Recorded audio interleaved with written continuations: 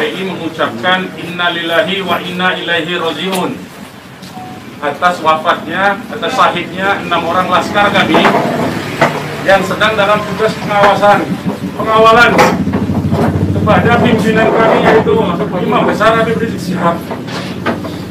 Semoga ke-6 laskar tersebut diterima syahidnya. Yang kedua, kami sampaikan alhamdulillah Imam Besar kami bersama keluarga dan cucunya alhamdulillah dalam keadaan sehat. Amin. Ya. Dan saat ini sedang dalam pemulihan sebetulnya. Jadi saya di samping kanan saya perkenalkan dulu adalah Kiai Haji Sobri Lubis, adalah Ketua Umum DPP FPI.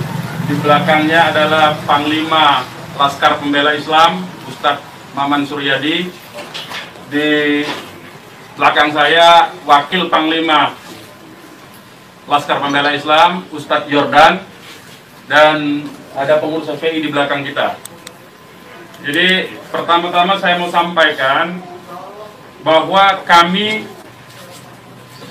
sebelum ada pengumuman dari pihak Polda, yang tadi itu pun kita dapatnya dari televisi, sebelum kita mendengarkan pernyataan dari pihak Polda, itu kita masih menganggap ke-6-nya dalam status hilang. Makanya pernyataan kita yang pertama keluar itu adalah pernyataan statusnya masih dalam keadaan hilang, kita sebutkan. Karena itu pernyataan dibuat pagi hari, ya, sebelum kita mendengar kabar bahwa ke-6-nya sudah syahid. Nah, kemudian saya mau jelaskan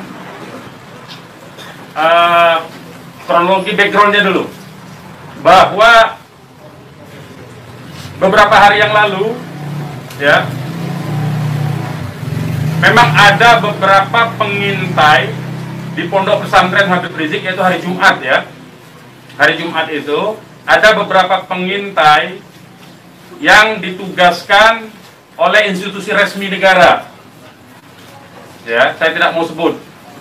Oleh institusi resmi negara yang ditugaskan mengintai 24 jam. Mereka menggunakan drone dan peralatan canggih lainnya. Dan kemudian ada komunikasi dari laskar yang menjaga Pondok Pesantren Habib Rizik di Megamendung itu dengan para pengintai.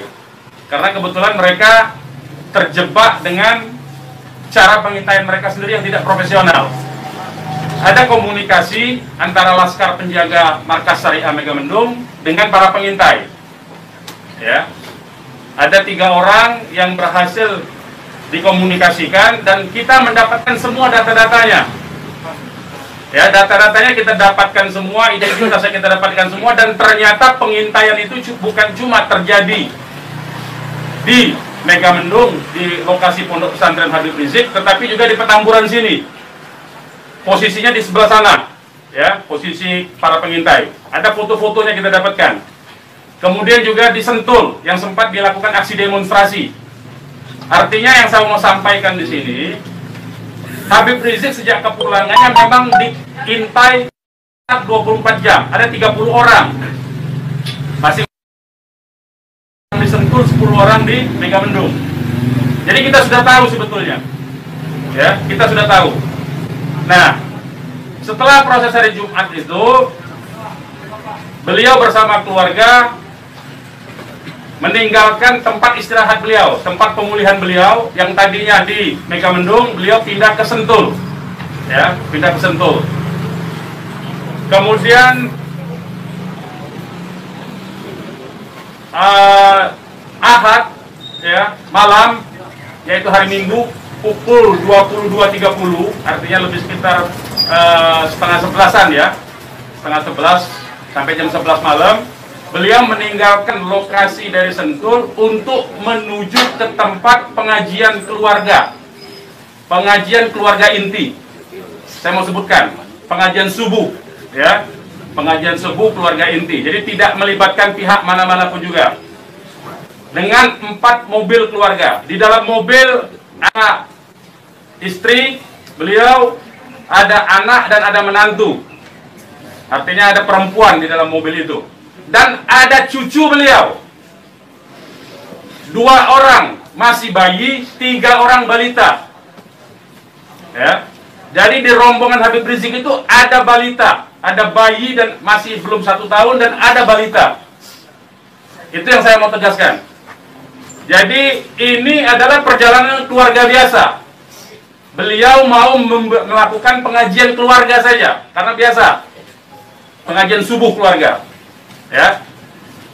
Nah, di dalam perjalanannya lebih kurang pukul 12.30, artinya setengah 1 malam, rombongan beliau dengan dikawal. Beliau menggunakan keluarga menggunakan 4 kendaraan roda 4 dan dikawal oleh 4 mobil juga oleh laskar. Ya. Nah, di dalam perjalanan ada orang yang menguntit sejak dari keluarnya beliau dari Sentul itu. Ya, terus dikuntit dan akhirnya para penguntit ini berusaha memotong, entah apa tujuannya.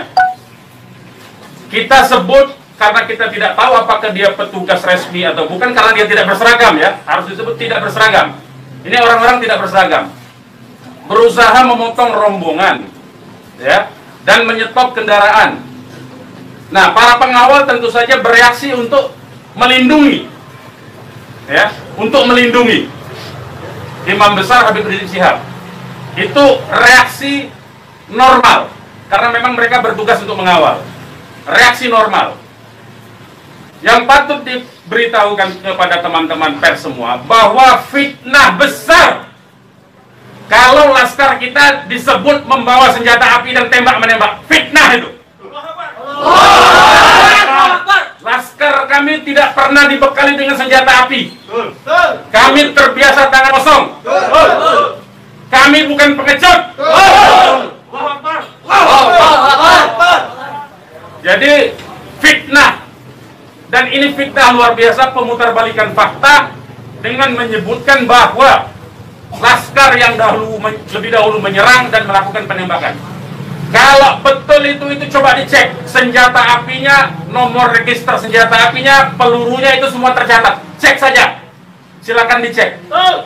Pasti bukan punya kami, karena kami tidak punya akses terhadap senjata api dan tidak mungkin membeli dari pasar gelap. Ya, jadi bohong sama sekali. Apalagi di FPI, di kartu anggota FPI dan kartu anggota LPI disebutkan bahwa setiap anggota FPI dilarang membawa senjata tajam, senjata api, bahkan dan bahan peledak. Itu dilarang, di kartu anggota kita punya. Ya. Nah, jadi upaya-upaya memfitnah, memutarbalikkan fakta, hentikanlah. Ya. Hentikanlah. Nah, kemudian kejadiannya, ya, kenapa kami menyatakan laskar kami dalam keadaan hilang? Karena memang kami belum tahu keberadaannya di mana. Itu membuktikan bahwa mereka dibunuh dan dibantai, saudara-saudara. Ya.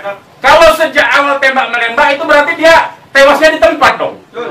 Tewas di tempat pasti banyak. Semalam saya sendiri sampai jam 3 sudah ngecek dengan teman-teman yang di lapangan, tidak ada jenazah di situ, tidak ada keramaian di situ. Yang ada justru petugas aparat setempat yang ada di lokasi yang diperkirakan di sekitar pintu tol Karawang Timur.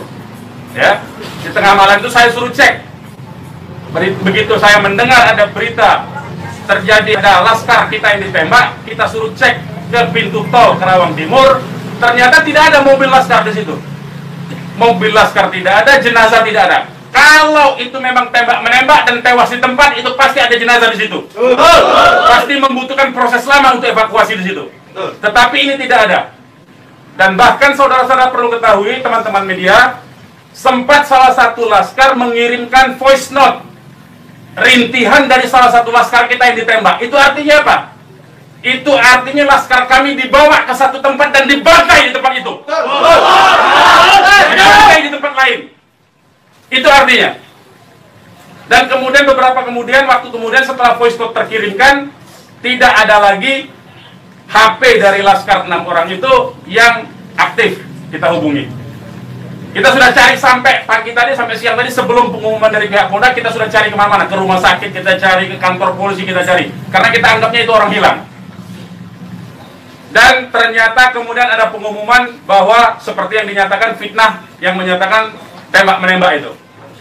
Ya. Nah, jadi sekali lagi saya mau katakan tidak betul ya, berdasarkan fakta-fakta dan kronologi yang saya sampaikan bahwa terjadi tembak menembak dan Laskar memiliki senjata api itu tidak betul sama sekali. Itu fitnah besar terhadap kami, fitnah besar terhadap umat Islam. Kami anggap itu upaya memutarbalikkan fakta yang tidak pada tempatnya. Saudara-saudara harus diperhatikan, ini 6 orang ya, 6 orang wafat dibantai, keluarganya ada 1 di dalam. Ya, ibunya ada 1 di dalam, ada 1 orang tuanya laki-laki sedang sholat di masjid. Ya, ini anak-anak kita tahu persis.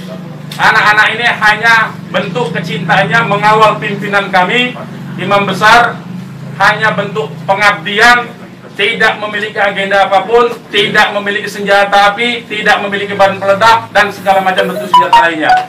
Dari kami, saya kira itu. Ketua Umum silakan kalau ada yang mau menyampaikan. Silakan.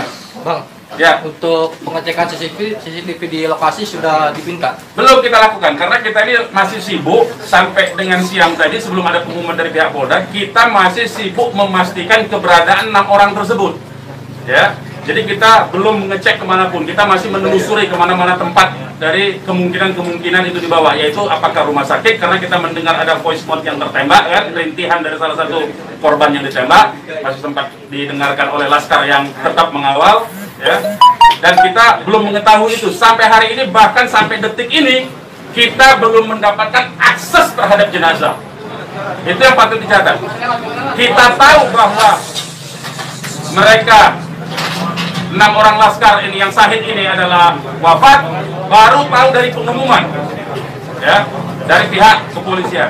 Jadi itu yang perlu saya sampaikan. Tapi posisi 6 ini di mana sekarang Bang, udah diketahui? Sampai hari ini saya belum tahu. Kita belum mendapatkan informasi. Ini menunjukkan bahwa bukti konkret bahwa jenazah ini dalam kontrol dan kendali penuh, artinya kan. Kalau memang itu tembak menembak biasa, tentu itu ada di masyarakat lain. Tentu masyarakat sudah sibuk, sudah ramai di situ. Ini sampai sekarang ini kami tidak mendapatkan akses di mana keberadaan jenazahnya, ya, kondisi lukanya di mana tembak menembak, berapa lubang pelurunya, kami tidak tahu. Hanya satu-satunya sumber informasi baru bahwa dinyatakan bahwa tewas. Ya, Bang, untuk yang 4 orang Bang. Penjelasannya